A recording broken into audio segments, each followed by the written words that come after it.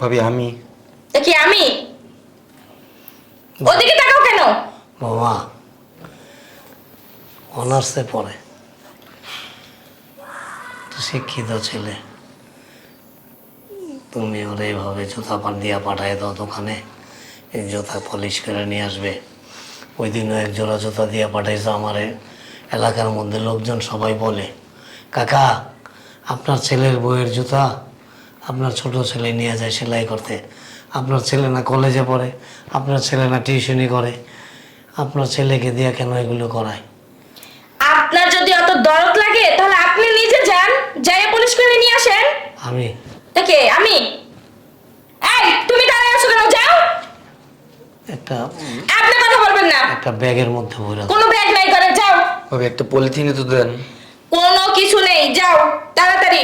আর হ্যাঁ শোনো, তাড়াতাড়ি আসবে, আমি বাইরে যাব।